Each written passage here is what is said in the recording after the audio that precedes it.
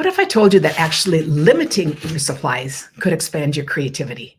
Just grab one stamp set, maybe some coordinating papers, dies, whatever, and give yourself permission to play.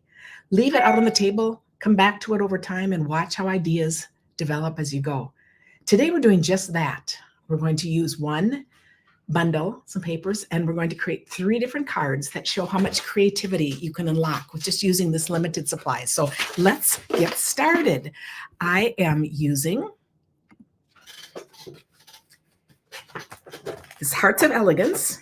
I'm going to use this for the embellishments, and this paper pack, which is just gorgeous. You'll see a few of these doing this. This is the Marbled Elegance paper.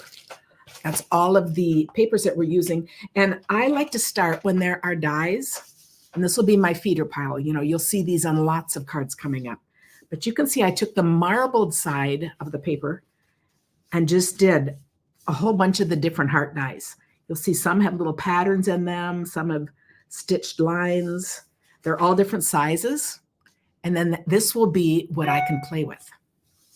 So the first card that I came up with was one that I'd done recently, and this just totally made me think, reminded of this card. It's one we did on a Create With Us Live, so there is a project sheet on how to do this. But I thought this was perfect for that. I liked seeing this marble paper on the inside, the little plainer paper here, and then adding some hearts. So I'm going to quickly walk through these.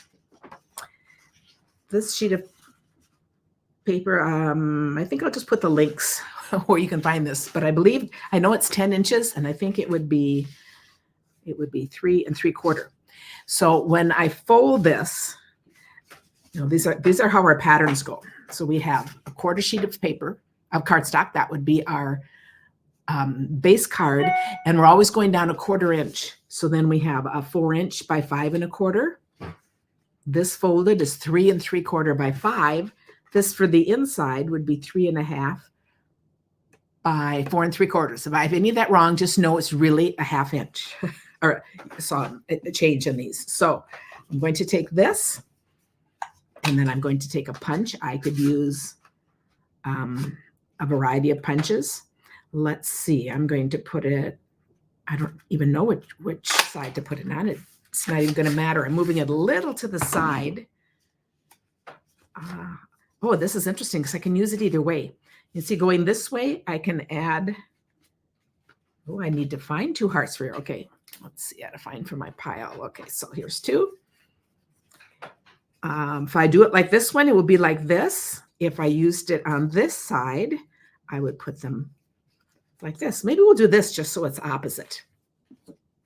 Okay, so let us go ahead. I'm going to be very confident and put this together first,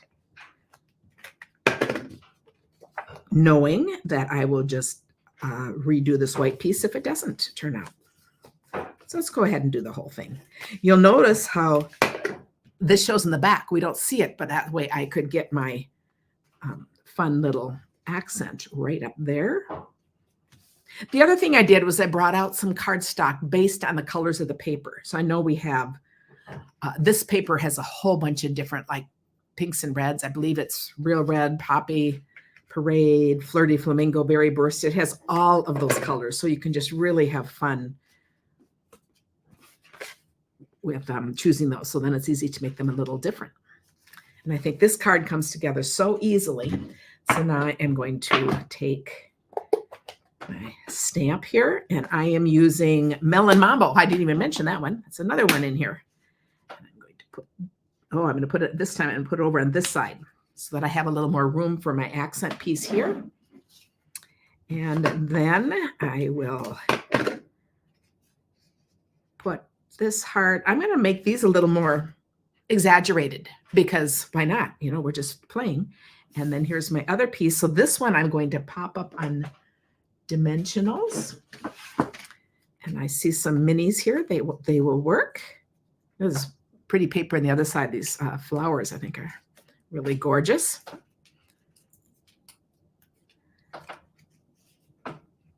Okay, so there's my other heart, and then I took the this and just added, oh, I haven't added it. Let's add one. Okay, I thought I had. I'm going to use the big one and put right there. And let's see, on this one, I'm going to do the same. No, I'm going to put this one up here. So this is kind of fun because I have my set of 3 then. I've got the little heart and the 2 others. So this was my first thought. And then I left and I thought it about, and it's interesting because now these are 2 different papers. You can see this is just a little bit different, but aren't they just pretty, these different shades? I just think this is stunning. Okay, so this is the first idea I had. The next idea I came back to was just one of my standard go-tos. And that is, because you can never go wrong with a typical Z-fold card. So this is just kind of like a no-brainer here. I've got the 3 little ones right here. You know, do you have a go-to like that? And I think some of the go-to things in your mind, like this one will always stay with me. I think now when I see things that kind of fit that, because it's kind of in my mind for that, this is always good. And when I saw the big hearts, it's like, that is just going to be perfect to put across a paper like that. So for this time, I'm thinking this is cherry cobbler. Did I mention that as a color? So see, there really are all kinds of colors. To make a Z fold, your card is just folded in half, and then it's scored and folded back on itself. And then again, we're going a 1/4 inch down. And this one, okay, we do. I was going to say, I didn't know if I had a thing. So the inside would be 4 by 5 1/4. Put that in first.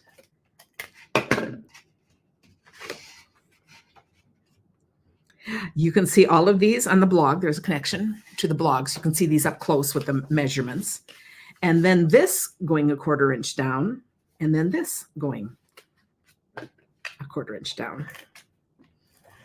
I think I was saying a 1/2 inch earlier. I'm making this video a little early in the morning. I don't think I'm together too much. So just go with the flow. This is playtime, and just go check in on the blog if you need exact measurements. None of this is meant to be exact. This is meant to be about how to kind of think of ideas. So the next thing I wanted to do was to find words. I'm going to want to find words that fit in here. There was I love this sending lots of love, but it's too tight. So I couldn't use this one. These are all from that set. So then Be Mine fit. So then I'm going to go back to this.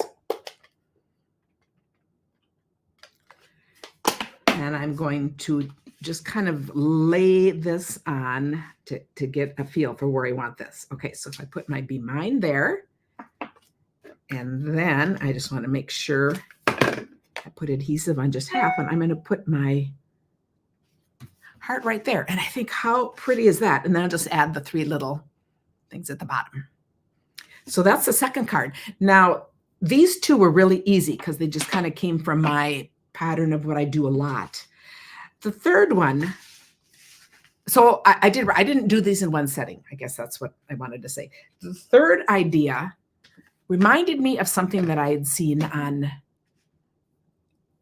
somewhere.